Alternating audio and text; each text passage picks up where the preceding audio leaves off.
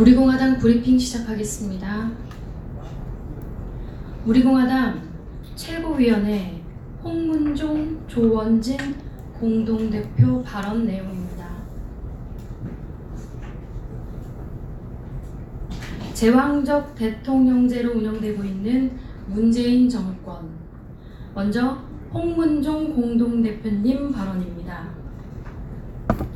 어제 오후 뒤늦게 SNS를 통해 문재인의 성탄절 메시지가 알려졌습니다. 지금은 김정은의 크리스마스 선물이 카운트다운에 들어간 최고의 위기 상황입니다. 이 위기를 타개할 최고 컨트롤 타워인 문재인이란 사람이 3.1절 독립운동과 임시정부 수립 100년의 해가 저무는 성탄절을 운운하였습니다. 100년 전 예수님은 우리 곁으로 오셔서 평등한 마음을 나눠주셨고 독립정신을 일깨웠다며 2019년 한반도 위기 상황과 전혀 맞지 않는 현실 감각을 보여주었습니다. 그리고 대한민국의 건국정신을 부정하듯 역사 인식과 예수님의 탄생을 기뻐하는 성탄절이 무슨 날인지도 모르고 천지분간을 못하는 미몽에서 벗어나질 못하고 있음을 보여주었습니다. 또한 메시지에서는 함께 잘 사는 나라는 따뜻하게 서로의 손을 잡는 성탄절의 마음으로 이루어질 것이라고 하였습니다. 지금까지 문재인 정권이 한 짓을 보면 김정은과 함께 잘 사는 한 번도 경험하지 못한 문재인의 나라를 만들어가고 있습니다. 두 전직 대통령은 감옥에 보내놓고 특히 거짓 사기 탄핵에 희생당한 무고한 박근혜 대통령을 일천일하고도 하루를 더 인심구구마는 정치적 박해를 가하고 있는 문재인이 감히 예수님의 탄생한 성탄절과 따뜻하게 손을 잡느니 예수님의 사랑을 운운하는 것은 성탄절을 모독하는 행위와 다름없습니다. 예수님은 서로 용서하기를 하나님이 그리스도 안에서 너희를 용서하심과 같이 하라고 하였습니다. 박근혜 대통령을 적폐로 몰아서 권력을 찬탈하고 옥고를 치르게 하고도 따뜻하게 손을 잡는 성탄절의 마음을 들먹이는 것은 종교의 여부를 떠나 용서가 되지 않는 행위입니다. 제대로 정신이 박힌 대통령이라면 정권의 잘못으로 심각한 경제난을 겪고 있는 데에 대해 솔직하게 잘못을 사죄하고 고통받는 국민을 위로하며 국정 운영의 책임을 통감하는 모습을 보이는 것이 정상일 것입니다. 성탄절 늦은 오후에 왜곡되고 잘못된 역사관과 비현실적인 현실 감각을 성탄절 메시지라고 내놓는 대통령과 청와대 참모들에게 역사와 종교를 욕되게 하지 말 것을 강력하게 경고합니다.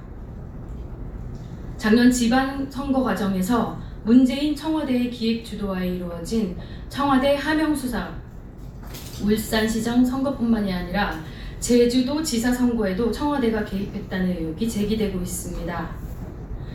국기문란 사건으로 확대되는 양상입니다.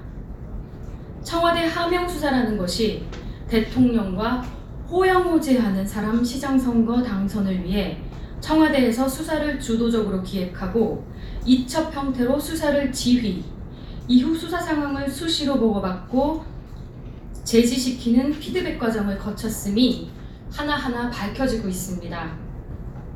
사실 이번 국민들은 하명이라는 용어가 익숙치 않습니다. 사극 드라마에서 신하들이 왕에게 하명하시옵소서라는 대사를 많이 들었기 때문일 것입니다. 청와대 하명수사의 정확한 개념과 의미가 정확하게 인식되지 못하는 것이 현실입니다. 즉, 청와대 하명이란 용어는 왕이 신하에게 명령을 내리는 상황에서 보듯이 제왕적 대통령임을 스스로 내보이는 대표적인 사례입니다. 수사를 청와대에서 하명만 하면 공권력을 집행하는 검찰, 경찰은 당연히 수사를 실행해야 한다는 인식 자체가 잘못된 것입니다. 청와대가 조선시대 왕처럼 공권력에 군림하고 불법이던 합법이던지 따지지 않고 하명을 하면 수사를 집행하는 것은 군주국가가 아닌 현대 대통령제를 실행하는 국가의 근간을 흔드는 일입니다. 지금 문재인 정권은 과거 어떤 정부보다도 제왕적 대통령제를 운영하고 있는 것이 사실입니다. 더 중요한 점은 청와대 하명수사라는 용어 자체가 전혀 불법성, 탈법성을 배제하고 있는 용어라는 점을 지적하고 싶습니다. 차제의 청와대 하명수사 용어는 청와대 맞춤형 불법수사 또는 청와대 주문 맞춤형 수사 등 국민들이 쉽게 이해 가능하고 청와대의 의도에 따라 경찰이 수정하는 형태는 국가적 범죄 행위이자 국기문란 사건이란 점을 부각하는 용어로 바꿀 것을 제안합니다. 적폐청산이라는 미명 아래 청와대의 입맛에 맞게 공권력 수사를 무자비하게 벌인 것이 비단 지방선거뿐이겠습니까? 화이트리스트 사건을 구속되었다가 석방된 허연준 전 청와대 행정관에 따르면 탄핵 정변 이후 정치보복 사건으로 기소된 박근혜 대통령 정부 관련 인사만도 62명이며 스스로 목숨 끊은 이재수 전 기무사령관과 같이 적폐무리의 희생자 그리고 MB 정부 인사까지 포함하면 100여 명이 훨씬 넘는다고 합니다. 전 정부 청와대와 직접적으로 관련된 정치보복 사건뿐만이 아니라 홍문종을 비롯한 전 정부 친박 인사들이 직간접적으로 관련된 재판까지 포함되면 그 숫자는 더욱 부지기수로 늘어날 것입니다. 적폐청산의 다른 이름인 문재인 정권의 정치보복 사건은 조선시대 사화에 버금갈 정도로 숫자뿐만이 아니라 정치적 보복의 수준이 참혹합니다. 조선시대 4대 사화 중 2개가 연산군 때였습니다. 첫 번째인 무오사화는 조의제문을 가지고 살인파를 숙청하였고 바로 이은 갑자사화 때에는 패비 윤씨의 죽음을 명분으로 삼아 자신에게 방패되는 모든 세력을 정치적으로 숙청하였습니다. 갑자사화는 왕권을 견제하던 사관원, 사헌부, 홍문관 등 언론과 감찰, 자문기관이 약화된 상태에서 자신의 절대 왕권을 위해 죽은 자신의 어머니를 이용하여 친위 쿠데타를 벌인 것입니다. 무오사화 때 처벌받은 사람은 약 51명이었지만 갑자사화 때는 처벌받은 사람이 239명이었으며 그중 122명이 목숨을 잃거나 부관 참시를 당했습니다. 이를 통해 절대 왕권을 꿈꾸는 조선 왕조 500년 동안 가장 강한 왕권을 휘둘렀던 연산군도 불과 2년 정도 지나서 증종 반전에 쫓겨나게 됩니다. 역사를 통해 배우지 못하고 역사를 무서워하지 않는다면 그 나라에는 미래가 없습니다. 과거를 보면 정치적 보복 사건은 결코 성공하지 못합니다. 오히려 준엄한 역사의 심판을 받는다는 역사적 사실을 똑똑하게 기억하고 역사의 교훈으로 삼아야 할 것입니다. 다음은 조원진 공동대표님 발언이십니다. 문재인 좌파 독재 정권은 정치적 정적인 박근혜 대통령에 대해 가장 악질적이고 악랄한 정치보복을 하고 있다. 오늘 26일이 박근혜 대통령께서 불법 인신감금, 옥중투쟁 1000일이 지난 1100일이 되는 날입니다.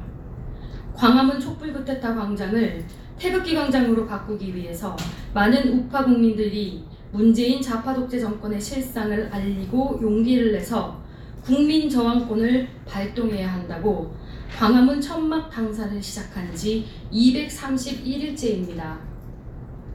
또한 국회가 민의의 정당이 아니라 쓰레기들의 국회로 전락해버리고 권력의 부역자 역할을 하는 국회를 규탄하고 공수처법과 연동형 비례제라는 악법 중의 악법, 좌파 장기 집권 음모를 저지하기 위한 국회 투쟁이 32일째 되는 날이기도 합니다.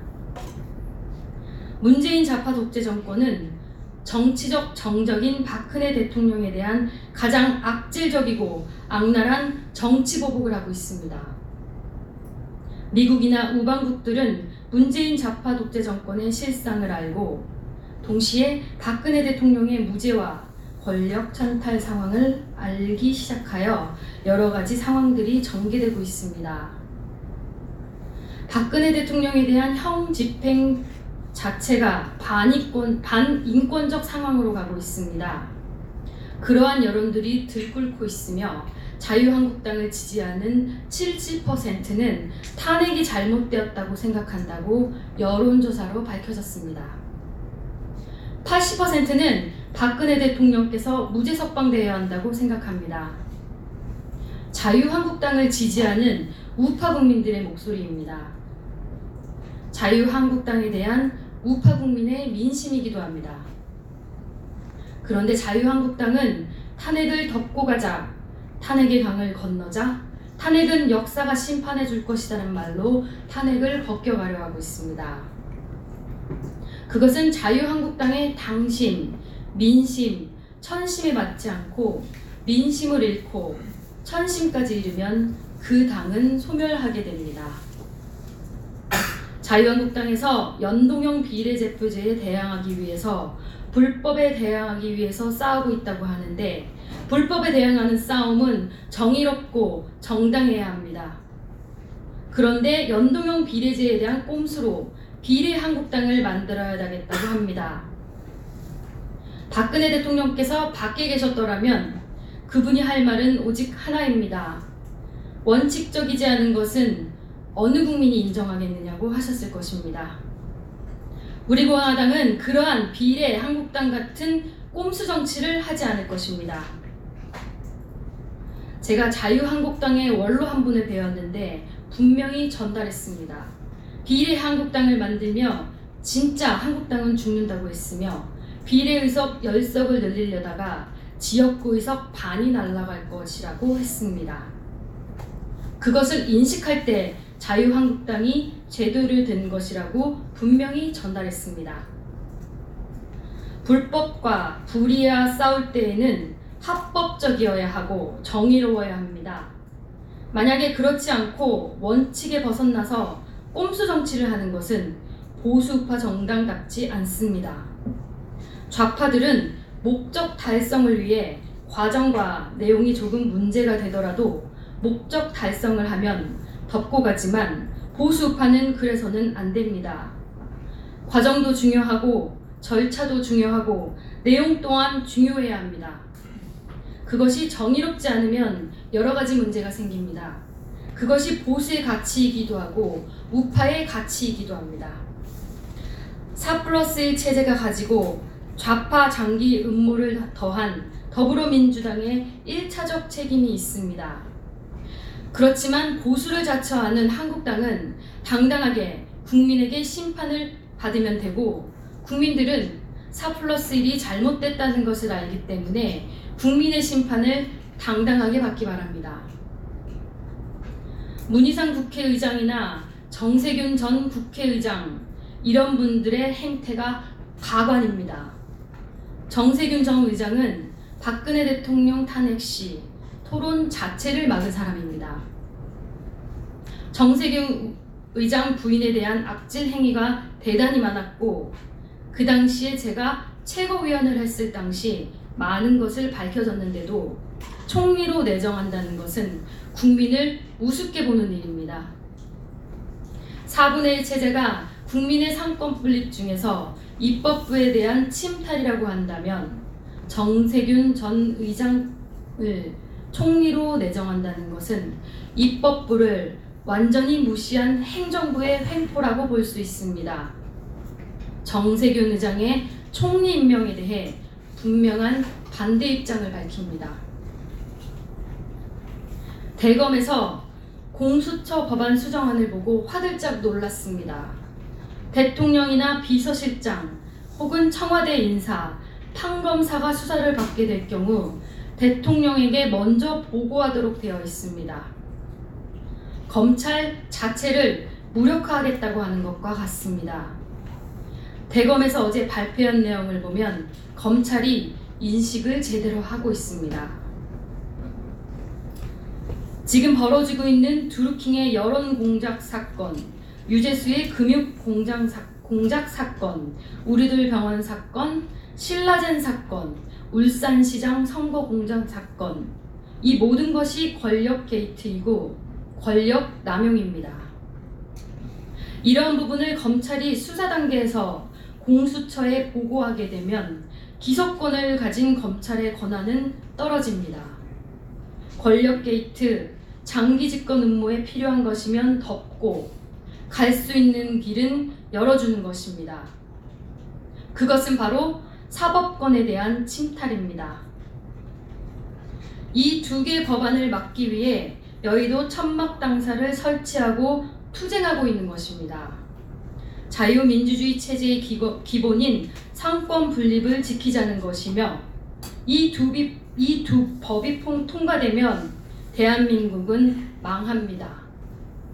그냥 그런 법이라고 생각하시면 절대 안 됩니다. 지금까지 문재인 정권 들어와서 그들이 촛불 쿠데타 현장에서 이해창과 문재인이 말했던 보수의 뿌리를 뽑아버리겠다, 보수를 불태우겠다고 하는 것은 적폐청산 정도가 아니라 정말 보수의 뿌리를 뽑겠다는 것입니다. 그럼에도 불구하고 제1야당이 하는 행태는 심히 국민들을 실망시키고 있습니다. 지금은 꼼수를 부릴 때가 아니라 국민 저항권을 발동하는 방법을 찾아야 합니다. 얼마나 많은 국민들이 여기에 저항하느냐에 따라 존폐가 걸려 있는데 입법부와 사법부 침탈하는 자들에게 꼼수로 대결하면 그것을 국민들이 인정하겠습니까? 오늘 우리공화당이 여의도 집회를 하려다가 취소했습니다. 사실은 자유한국당과 집회를 따로 하지만 같은 장소에서 연대하여 집회를 하기 바랬고 이번 토요일에 연대 집회를 요구했었습니다. 자유한국당과 광화문에서 연대 집회를 하자고 했습니다. 자유한국당과 우리공화당이 최대 규모로 집회를 해서 우파 국민이 살아있음을 보여주고 분노를 보여줘야 한다고 말했음에도 불구하고 집회 자체를 취소했습니다. 자유한국당은 무엇을 하겠다는 것입니까? 자유한국당을 지지하는 우파 국민들이 이제는 대한정당을 찾을 수밖에 없는 상황입니다. 우리공화당은 4번의 겨울을 맞이한 것과 같이 흔들림 없이 국민과 대한민국만 바라보고 나아갈 것입니다. 우파 국민들이나 해외 동포들, 우리공화당 동지분들께 말씀드리자면 이제 국민들이 꼼수 정치를 벌이고 대한 세력이 누가 될 것인지 판단하셔야 합니다. 밖에서 보수 통합을 말하며 친이계들이 모여서 공천 탈락자들을 모아서 장난치고 유승민이 하는 것도 다 의미가 없습니다. 국민들은 판단하고 있습니다. 우리공화당만이 자유한국당을 대신할 수 있는 대한정당이라고 생각합니다. 그러한 대한정당에 대한 준비도 하고 의원들도 좋은 인재들도 우리공화당에 모시고 대한정당의 면모를 갖춰가는 것이 중요합니다. 당의 지도부는 최선을 다할 것입니다. 2019년 12월 26일 우리공화당 대변인실.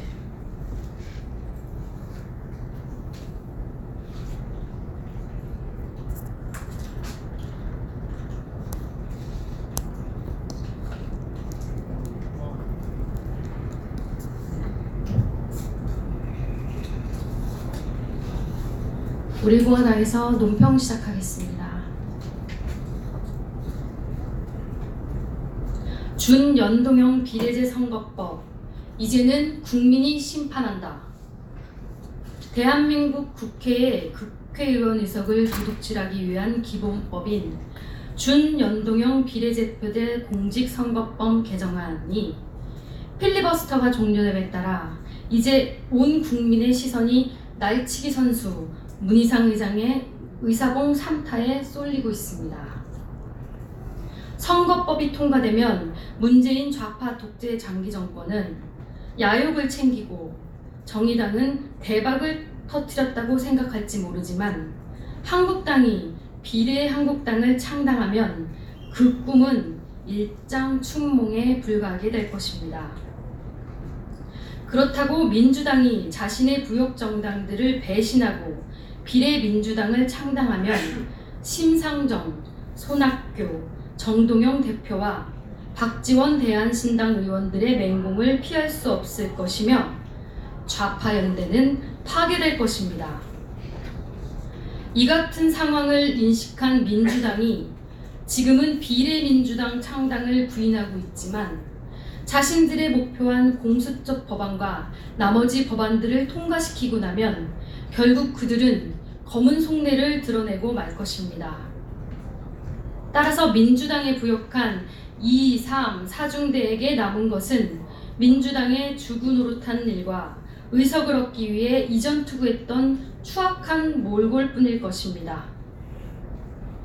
북한의 김정은이 미사일을 탑재하고 크리스마스 선물을 운운하고 있고 미국의 정찰기가 한반도 상공을 감시하는 위중한 안보 현실에서 국민의 안위는 아랑곳하지 않고 서로 밥그릇 싸움만 하고 있습니다. 이같이 참담한 국회를 바라보는 국민의 분노가 하늘을 찌르고 있습니다. 국회가 국민들로부터 표를 구할 생각은 하지 않고 선거제도를 뜯어고쳐 의석수를 확보하겠다는 천인공노할 짓들을 하고 있는 정당들과 문재인 좌파 독재 정권은 반드시 국민의 혹독한 심판을 받게 될 것입니다. 우리 공화당은 오로지 국민만 바라보고 불법과 불의와 싸우고 있으며 우리는 우리의 충정과 투쟁을 통해 국민에 의해 반드시 승리할 것입니다. 2019년 12월 26일 우리공화당 대변인 박시원